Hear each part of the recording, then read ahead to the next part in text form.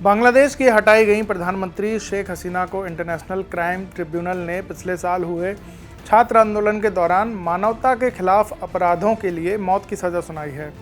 फैसला आने के कुछ ही घंटों बाद नई दिल्ली में भारत में निर्वासन में रह रही हसीना सामने आई और इस सज़ा को बायस्ड, पॉलिटिकल और पहले से तय बताया। उन्होंने साफ कहा कि ट्रिब्यूनल निष्पक्ष नहीं था और उन्हें बचाव का पूरा मौका नहीं मिला। और क्या है इस मामले में अपडेट, जानेंगे। नमस्कार, मेरा नाम दीपेंद्र है और आप देख रहे हैं आज का जिस्ट। ये मामला पिछले साल के उस छात्र आंदोलन से जुड़ा है जिसने बांग्लादेश की राजनीति को हिला दिया था और आखिरकार 5 अगस्त 2014 को हसीना की सरकार गिर गई थी। इंटरनेशनल क्राइम ट्रिब्यूनल ने महीनों चली सुनवाई के बाद फैसला सुनाया। सुनवाई पूरी तरह से हसीना की गैर मौजूदगी में हुई। फैसले में कहा गया कि हसीना ने अपने भाषणों से हिंसा को बढ़ावा दिया और राज्य मशीनरी द्वारा हुई जातियों को रोकने में नाकाम रही। कोर्ट ने 3 मुख्य आरोप तय किए। पहला, हिंसा के लिए उकसाने वाली बयानबाजी। दूसरा, प्रदर्शनकारियों पर घातक हथियारों का इस्तेमाल करने का आदेश। तीसरा, सुरक्षा बलों द्वारा की गई हत्याओं पर रोक न लगाना। ट्रिब्यूनल ने अपने फैसले में यह भी लिखा कि आंदोलन के दौरान हुई जातियां नागरिक आबादी पर व्यवस्थित और बड़े पैमाने पर किए गए हमले की तरह थी। ड्रोन और हेलीकॉप्टर से की गई कार्रवाई के पीछे भी हसीना की मंजूरी बताई गई। साथ ही पूर्व गृह मंत्री असदुज्जान खान को भी मौत की सजा सुनाई गई है, जबकि एक पूर्व पुलिस प्रमुख को राज्य का गवाह बनने पर 5 साल की सजा सुनाई है। अब आते हैं शेख हसीना की प्रतिक्रिया पर। नई दिल्ली में इंडिया टुडे टीवी को दिए एक इंटरव्यू में उन्होंने पूरे फैसले को राजनीतिक कहा। उन्होंने कहा कि ट्रिब्यूनल पक्षपाती था और उसका गठन ही संदेहास्पद तरीके से हुआ। उन्होंने कहा कि उन्हें ना तो कोर्ट में पेश होने का मौका मिला और ना ही वे अपने पसंद के वकील से अपना पक्ष रखवा सकें। उनके मुताबिक इस ट्रिब्यूनल में अंतर्राष्ट्रीय जैसी कोई चीज़ नहीं थी और इसे विपक्षी ताकतों के खिलाफ हथियार की तरह इस्तेमाल किया जा रहा है। हसीना का आरोप है कि ट्रिब्यूनल ने सिर्फ आवामी लीग के लोगों पर कार्रवाई की, जबकि विपक्षी दलों की तरफ से हुई हिंसा को पूरी तरह से नज़रअंदाज कर दिया गया। उन्होंने कहा कि फैसले के पीछे साफ राजनीतिक मंशा है और असल मकसद उन्हें राजनीति से बाहर करना और आवामी लीग को खत्म करना है। हसीना के मुताबिक देश के अंतरिम नेता मोहम्मद यूनुस ने असंवैधानिक तरीके से सत्ता संभाली और उनके शासन में छात्रों, डॉक्टरों, शिक्षकों और गारमेंट वर्करों के शांतिपूर्ण प्रदर्शनों पर कड़ी कार्रवाई हुई। उन्होंने आरोप लगाया कि कई जगह शांतिपूर्ण प्रदर्शनकारियों पर गोलियां चलाई गईं, पत्रकारों पर दबाव डाला गया और आवामी लीग के कार्यकर्ताओं के घरों और दफ्तरों पर हमले हुए। हसीना ने कहा कि जुलाई अगस्त की हिंसा देश के लिए एक त्रासदी थी, लेकिन उन्होंने किसी भी तरह की सुनियोजित हत्या कराने का आदेश नहीं दिया। उनका कहना है कि अभियोजन पक्ष कोई भी ठोस सबूत पेश नहीं कर पाया और जो भी सरकारी कार्रवाई हुई वो कानून व्यवस्था बनाए रखने के लिए थी। उन्होंने ये भी चुनौती दी कि जिन 1400 मौतों का आंकड़ा चल रहा है वो भी सही नहीं है। उनके मुताबिक बांग्लादेश के स्वास्थ्य मंत्रालय ने 614 परिवारों को ही सरकारी सहायता दी है और ये आंकड़ा ही आधिकारिक माना जाना चाहिए। उन्होंने अभियोजन पक्ष पर भी आरोप लगाया कि उसने कुछ सरकारी कर्मचारियों के गुमनाम बयान देकर केस को ताकतवर दिखाने की कोशिश की है। इंटरव्यू में हसीना ने यह भी कहा कि वे किसी तटस्थ अंतर्राष्ट्रीय मंच पर ट्रायल के लिए पूरी तरह से तैयार हैं। बोली कि अगर उन्हें एक सही अदालत मिले जहां सबूतों की सही जांच हो तो वे आरोपों का सामना करने में बिल्कुल नहीं डरती। उन्होंने दावा किया कि अंतरिम सरकार इसलिए किसी अंतर्राष्ट्रीय जांच से बच रही है क्योंकि उन्हें पता है कि वहां वे बरी हो सकती हैं। ये फैसला ऐसे समय में आया जब बांग्लादेश फरवरी में होने वाले चुनाव की तरफ बढ़ रहा है। आवामी लीग को इन चुनावों में पहले ही बाहर किया जा चुका है।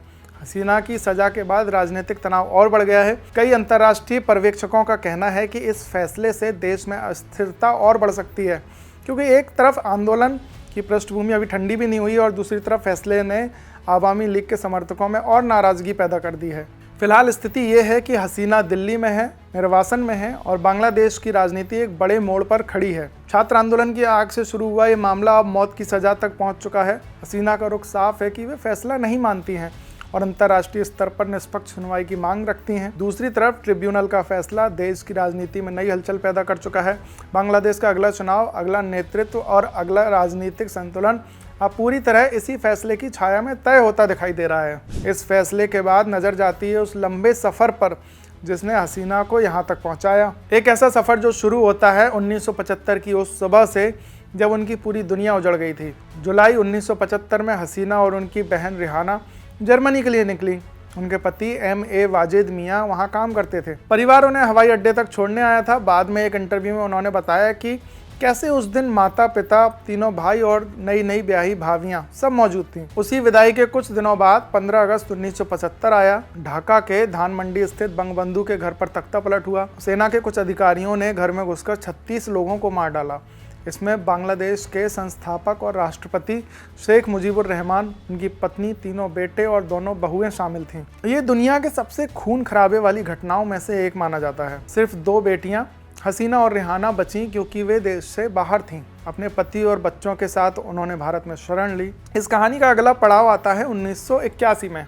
वे अब भारत में ही थीं जब आवामी लीग ने उन्हें पार्टी अध्यक्ष चुन लिया, वही पार्टी जिसे कभी उनके पिता ने खड़ा किया था। फिर 1991 आया जब चुनाव के बाद बीएनपी सत्ता में आई और आवामी लीग विपक्ष, हसीना नेता विपक्ष बनी। 1996 में चुनाव में आवामी लीग आखिरकार सत्ता में लौटी और हसीना प्रधानमंत्री बनी।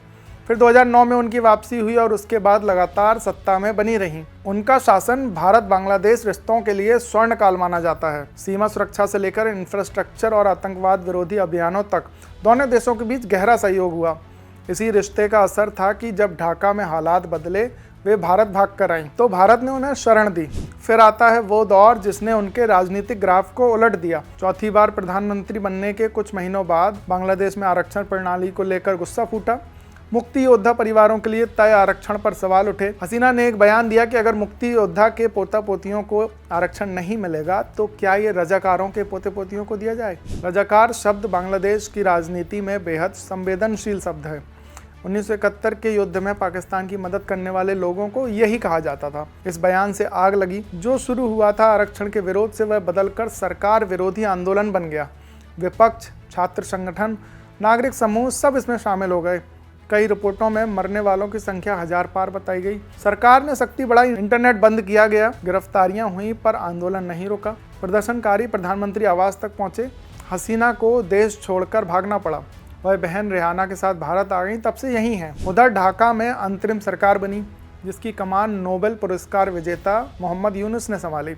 उनके शासन में ट्रिब्यूनल की प्रक्रिया चली और वही प्रक्रिया मौत की सजा तक पहुंच गई। अदालत कहती है कि हसीना ने छात्रों पर हुए हमलों को प्रोत्साहित किया, मारक हथियारों से कार्रवाई के आदेश दिए और नागरिक आबादी के खिलाफ व्यापक अत्याचारों को नहीं रोका। फैसले में यह भी कहा गया कि शेख हसीना ने पेश होकर अपना पक्ष रखने से इनकार किया और उनके वकील भी अदालत नहीं आए। 2024 में हुए आंदोलन को लेकर भी बात कर लेते हैं। ये कहानी शुरू होती है जुलाई 2024 से, जब बांग्लादेश के कॉलेज कैंपसों में एक छोटा सा मुद्दा उठता है, सरकारी नौकरियों में मिलने वाले कोटे को लेकर। छात्रों ने आवाज़ उठाई। स्टूडेंट्स अगेंस्ट डिस्क्रिमिनेशन नाम का ग्रुप बना। उनकी एक ही मांग थी कि नौकरी पाने का मौका सबको बराबरी से मिले। शुरुआती जून 2024 में आंदोलन शुरू हुआ। छात्रों की भीड़ बढ़ी तो मामला सुप्रीम कोर्ट पहुंचा। कोर्ट ने 2018 वाला सरकारी सर्कुलर ही रद्द कर दिया जो कोटा व्यवस्था तय करता था। यह फैसला छात्रों के लिए जीत जैसा दिखा, लेकिन असल कहानी यहीं से मोड़ लेती है। जुलाई 2024 के तीसरे हफ्ते में जो हुआ उसने इस आंदोलन को इतिहास की किताबों में दर्ज करा दिया। सरकार ने प्रदर्शनकारियों पर कड़ी कार्रवाई कर दी। गोलियां चलीं, लाठियां चलीं और इसमें कई लोग मारे गए।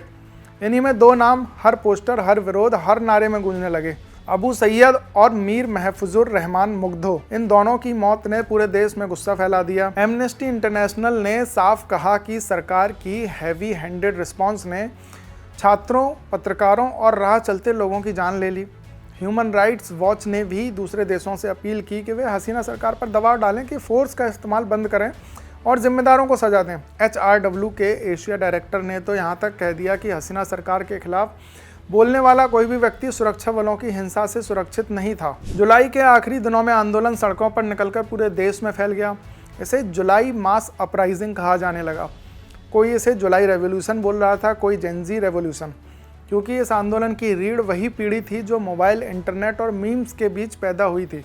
ये पहला मौका था जब दुनिया ने देखा कि जेनजी सिर्फ सोशल मीडिया तक सीमित नहीं, वो सत्ता बदलने की भी ताकत रखती है। अगस्त 2024 की शुरुआत में ये आंदोलन नॉन कोऑपरेशन मूवमेंट बन गया। सरकारी दफ्तर खाली, सड़कें छात्रों के कब्जों में आ गए, लोग टैक्स तक रोकने लगे। दबाव इतना बड़ा कि प्रधानमंत्री शेख हसीना को देश छोड़ना पड़ा।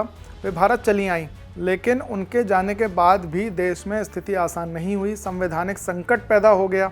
कौन सरकार चलाएगा, कौन फैसला लेगा, कौन कानून बनाएगा। इसी उलझन के बीच एक अंतरिम सरकार बनाई गई। मशहूर अर्थशास्त्री और नोबेल विजेता मोहम्मद यूनुस को चीफ एडवाइज़र बनाया गया।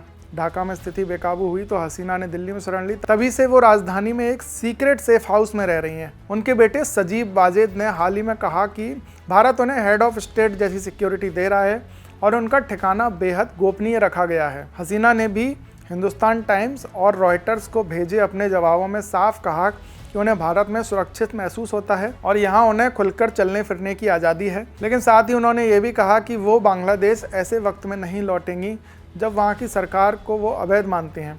उनका कहना है कि वो तभी वापस आएंगी जब ढाका में वैध, संवैधानिक और कानून व्यवस्था वाली सरकार होगी। ढाका में अंतरिम सरकार उनके इन इंटरव्यूज से नाराज़ है। हाल ही में बांग्लादेश के विदेश मंत्रालय ने भारत के डिप्टी चीफ ऑफ मिशन को तलब किया और पूछा कि हसीना को भारतीय मीडिया तक इतनी आसानी से पहुंच क्यों मिल रही है। इससे भी ज़्यादा विवाद तब बढ़ा जब अंतरिम सरकार के प्रवक्ता ने भारतीय पत्रकारों पर तंज कसा और उन्हें इंडियन बूट लिकिंग रिपोर्टर्स कहा। ये टिप्पणी भारत में कूटनीतिक हलकों में काफ़ी नापसंद की गई। उधर भारत लगातार इस बात को लेकर चिंतित है कि बांग्लादेश में पिछले 1 साल में अल्पसंख्यकों, खासकर हिंदुओं की सुरक्षा को लेकर हालात बिगड़े हैं। वहीं ढाका की मांग है कि भारत हसीना को वापस सौंपे, लेकिन दिल्ली की ओर से ऐसा कोई संकेत नहीं मिला कि वो हसीना को प्रत्यर्पित करने जा रहा है। लंबे समय तक भारत बांग्लादेश रिश्ते हसीना के शासन में सबसे स्थिर रहे, लेकिन दिल्ली का स्टैंड भी साफ है कि फिलहाल वो हसीना की सुरक्षा और मौजूदगी को लेकर कोई जोखिम नहीं लेगा। हसीना पर लगे आरोप, उनकी सजा और भारत में रहना, ये तीनों बातें मिलकर दक्षिण एशिया की राजनीति में नया तनाव पैदा कर चुकी हैं। अभी इतना ही साफ है कि उनकी वापसी जल्द नहीं होने वाली और उनका रहना कम से कम अभी के लिए भारत में तय है। इसी के साथ इस खबर में इतना ही। आपको आज का एपिसोड कैसा लगा हमें कमेंट करके ज़रूर बताएं। मैं हूं दीपेंद्र, कैमरे के पीछे थे एजाज और आप देख रहे थे आज का जिस्ट। शुक्रिया।